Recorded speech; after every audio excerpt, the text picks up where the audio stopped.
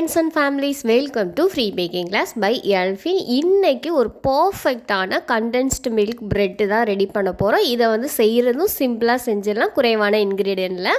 நீங்கள் ஃப்ரீயாகவே பேக்கிங் கற்றுக்கணுமா இல்லை பேக்கிங் கற்றுக்க ஆவலானது பக்கத்தில் கிளாஸஸ் இல்லையா, ஜஸ்ட் எங்கள் சேனலை சப்ஸ்கிரைப் பண்ணி ஃப்ரீ பேக்கிங் கிளாஸில் ஜாயின் பண்ணிக்கோங்க. சேனல் உங்களுக்கு பிடிச்சிருந்துச்சுன்னா லைக் பண்ணுங்கள், ஷேர் பண்ணுங்கள், கமெண்ட் பண்ணுங்கள், சப்ஸ்கிரைப் பண்ணுங்கள். வாங்க வீடியோக்குள்ளே போகலாம். ஃபஸ்ட்டு ஒரு பவுலில் காய்ச்சி வெதுவெதுப்பான சூட்டில் இருக்க பால் வந்து கரெக்டாக 80 ml அளவு எடுத்திருக்கேன். இது அதிக சூடாகவும் இருக்கக்கூடாது, குறைவான சூடாகவும் இருக்கக்கூடாது, குழந்தைங்களுக்கு ஆற்றி கொடுக்குற அளவு இருக்கணும். இதில் வந்து கரெக்டாக 50 கிராம் அளவு கண்டென்ஸ்டு மில்க் சேர்த்துருக்கேன். நீங்கள் கண்டென்ஸ்டு மில்க் இல்லைன்னா மில்க் மெய்டு கூட 50 கிராம் அளவு சேர்த்துக்கலாம். இதை வந்து இந்த பால் கூட சூடான பால்லே சேர்த்து லைட்டாக மிக்ஸ் பண்ணிங்கன்னா நல்லா வந்து கலந்துரும். ரெண்டும் வந்து மிக்ஸ் ஆகி ஒரு பேட்டராக வந்து நம்மளுக்கு கிடைக்கும். நல்லா ரெண்டும் ஒன்றா மிக்ஸ் ஆனதுக்கப்புறமா தான் நம்ம ஈஸ்ட்டை சேர்க்கணும். ஏன்னா ஈஸ்ட் எப்போதுமே சுகர் ஆட் பண்ணதுக்கப்புறம் தான் ஈஸ்ட் வந்து ஆக்டிவேட் ஆகும். நம்ம வெறும் பாலில் வந்து ஈஸ்ட்டை போட்டிங்கன்னா ஆக்டிவேட் ஆகாது. ஸோ வந்து நல்லா கண்டென்ஸ்டு மில்க்கும் பாலும் நல்லா கலக்கிற அளவுக்கு கலந்ததுக்கப்புறம் நம்ம வந்து ஈஸ்ட் ஆக்டிவேட் பண்ணிக்கலாம். இதில் வந்து கரெக்டாக 3/4 டீஸ்பூன் அளவு ட்ரை ஈஸ்ட்டு சேர்த்துருக்கேன். இந்த ஈஸ்ட்டை நம்ம வந்து இந்த பால் கூட சேர்த்து எல்லாம் ஒன்றா மிக்ஸ் ஆகிற அளவுக்கு நல்லா கலந்து எடுத்துக்கோங்க. மறுபடியும் சொல்கிறேன், பால் அதிகம் சூடாக இருந்துச்சுன்னா ஈஸ்ட் வந்து சுத்தமாக ஆக்டிவேட் ஆகாது. அதே மாதிரி குறைவான சூடாக இருந்தாலும் ஈஸ்ட் ஆக்டிவேட் ஆகிறதுக்கு ரொம்ப டைம் எடுத்துக்கிறோம். ஸோ வந்து வெதுவெதுப்பான சூட்டில் இருக்கணும். நம்ம குழந்தைங்களுக்கு டீ காஃபிலாம் ஆற்றி கொடுப்போம்லாம், அந்த வெதுவெதுப்பான சூட்டில் இருக்கணும். இதில் வந்து நம்ம ஈஸ்ட்டை சேர்த்து கலந்துட்டு ஒரு 10 நிமிஷத்துக்கு ரூம் டெம்பரேச்சர்லே தனியாக மூடி போட்டு மூடி வச்சுருங்க. அந்த ஈஸ்ட் வந்து பொங்கி ஆக்டிவேட் ஆகணும். அதே மாதிரி அந்த சூடும் போனதுக்கப்புறமா தான் நம்ம வந்து மாவில் பயன்படுத்தணும். ஸோ 10 நிமிஷத்துக்கு அப்படியே நம்ம கலக்கிட்டு மூடி வச்சிடலாம். ஒரு மிக்சிங் பவுல் எடுத்துக்கலாம். இதில் வந்து நம்ம 10 நிமிஷத்துக்கு முன்னாடி கலக்கி வச்சுருந்த பால், கண்டென்ஸ்டு மில்க்கு, ஈஸ்ட்டு அந்த கலவையை வந்து நம்ம இதில் சேர்த்துக்கலாம். இது கூடவே கரெக்டாக மைதா மாவு வந்து 250 ml கப்பில் கரெக்டாக 120 கிராம் ப்ளஸ் 30 கிராம் அளவு, மொத்தம் டோட்டலாக 150 கிராம், அதாவது 1 கப் ப்ளஸ் 1/4 கப் அளவு சேர்த்துட்டு நம்ம நல்லா வந்து ஒரு ஸ்பேட்சுலா வச்சு மிக்ஸ் பண்ணிவிட்டு அதுக்கப்புறம் வந்து நம்ம கையால் சப்பாத்தி டோ எந்த அளவுக்கு பிசைவோமோ அதே அளவுக்கு நம்ம வந்து நல்லா பிசைஞ்சு எடுத்துக்கலாம். இது நம்ம இந்த பால், இந்த சர்க்கரை, அந்த இதெல்லாம் சேர்த்தோம்லாம் அதுவே கரெக்டான அளவாக இருக்கும். அது கூடவே கரெக்டாக 1 டேபிள் ஸ்பூன் அளவு பட்ரு வந்து ரூம் டெம்பரேச்சரில் இருக்கணும், அன்சால்ட்டு பட்டராக இருக்கணும். அதை வந்து நம்ம யூஸ் பண்ணிவிட்டு நல்லா அந்த மாவு வந்து ஒரு சப்பாத்தி டோ மாதிரி எவ்வளோதுக்கு சாஃப்டாக பிணைய முடியுமோ அவ்வளோதுக்கு சாஃப்டாக வந்து நம்ம பிணைஞ்சு எடுத்துக்கலாம். எக்ஸ்ட்ரா தண்ணியோ பாலோ எதுவும் சேர்க்க வேணாம். இந்த மாதிரி பிசைஞ்சதுக்கப்புறம் கரெக்டாக அதை வந்து ஒரு ரவுண்ட் மாதிரி ஷேப் பண்ணிவிட்டு உள்ளே வச்சுட்டு அதை வந்து ஒரு ஃபுட் ரேப்பர் வச்சு நல்லா க்ளோஸ் பண்ணி வச்சுருங்க. ஒரு மணி நேரத்துக்கு அப்படியே ரூம் டெம்பரேச்சரில் வச்சுருங்க. இது வந்து டபுளாகி கிடைக்கணும். வெதுவெதுப்பான இடத்துல வச்சிங்கன்னா, அதாவது அனல் இருக்கிற இடத்துல வச்சிங்கன்னா சீக்கிரமே ப்ரூஃப் ஆயிடும். ஒருவேளை நீங்கள் இதை ரெடி பண்ணிவிட்டு கிச்சனில் வச்சிங்கன்னா கூட சீக்கிரமாக ப்ரூஃப் ஆயிடும். அதிக குளிர்ச்சியான இடத்துல ப்ரூஃப் ஆகுறது கொஞ்சம் வந்து டைம் எடுக்கும். இப்போ இங்கே நான் 4 இன்ச் ஸ்கொயர் டின் எடுத்திருக்கேன். அதில் வந்து லைட்டாக பட்ரு வந்து அப்ளை பண்ணியிருக்கேன். நீங்கள் பட்ரு இல்லாட்ட ஆயில் கூட நீங்கள் வந்து அப்ளை பண்ணி எடுத்துக்கலாம். இப்போ ஆயில் அப்ளை பண்ணதுக்கப்புறம் இதில் வந்து டபுள் சைஸாக ஆயிடுச்சு, நம்மளுக்கு 1 hour கழித்து டபுள் ஆயிடுச்சு. இப்போ இதை வந்து நம்ம வந்து ரிமூவ் பண்ணிவிட்டு அதை வந்து ஒரு ஒர்க் ஏரியாவுக்கு வந்து நம்ம மாற்றிக்கலாம். ஏரியாவில் லைட்டாக மைதா மாவு வந்து ஸ்ப்ரெட் பண்ணிவிட்டு அதுக்கு மேலே வந்து நம்ம ரெடி பண்ணி வச்சுருக்க டோ வந்து சேர்த்துக்கலாம். இதை லைட்டாக வந்து கையால் ஒரு ஷேப்புக்கு அழுத்திட்டு அதை வந்து 3 பங்காக வந்து பிரித்து எடுத்துக்கலாம். ஏன்னா நம்ம இதில் வந்து 3 பிரெட்டு செய்ய போகிறோம்.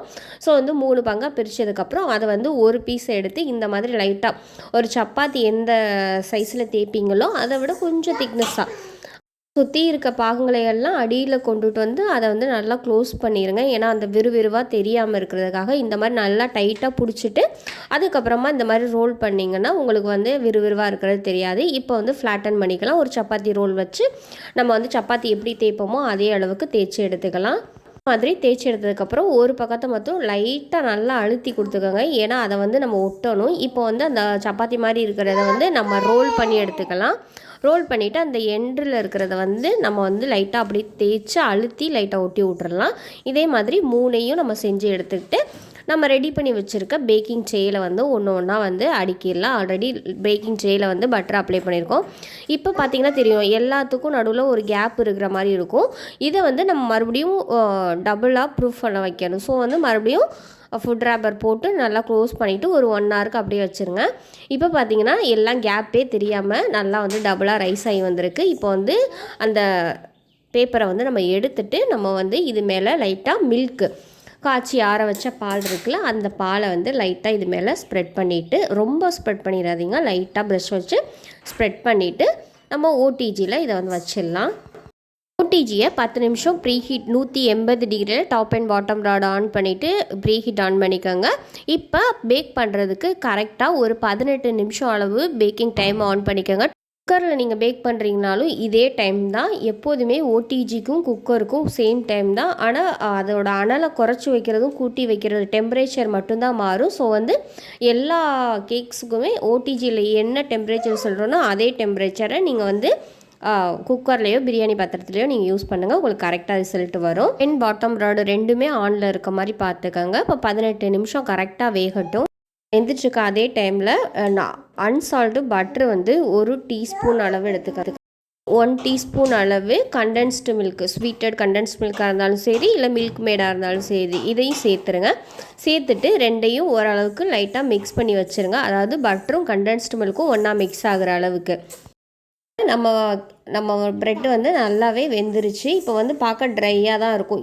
இந்த சூடோடய வெளியில் எடுத்துட்டு நீங்கள் ரெடி பண்ணி வச்சுருக்க அந்த கண்டென்ஸ்டு மில்க்கும் அதோட பட்டரும் சேர்த்து கலந்து வச்சுருக்கீங்களா, அதை வந்து ஒரு ப்ரஷ் எடுத்து இது மேலே வந்து லைட்டாக ப்ரெஸ் பண்ணிடுங்க.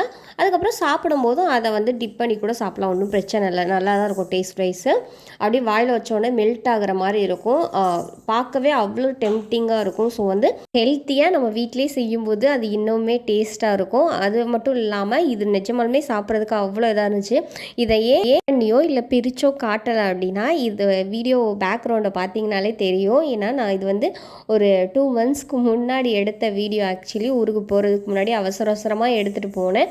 பட் அது எடிட்டிங் பண்ணி என்னால் அப்லோட் பண்ண டைமே கிடைக்கல. ஸோ வந்து அதனால அந்த சூட்டோடு எடுத்து நாங்கள் பேக் பண்ணி ஊருக்கு கொண்டு போயிடலாம் அப்படி தான் நினச்சோம்.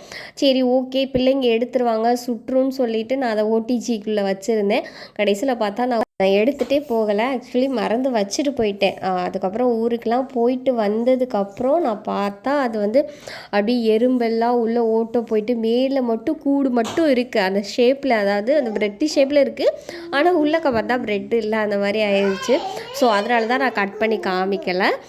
எங்களுடைய சேனல் உங்களுக்கு பிடிச்சிருந்துச்சுன்னா லைக் பண்ணுங்கள், ஷேர் பண்ணுங்கள், கமெண்ட் பண்ணுங்கள், சப்ஸ்கிரைப் பண்ணுங்கள்.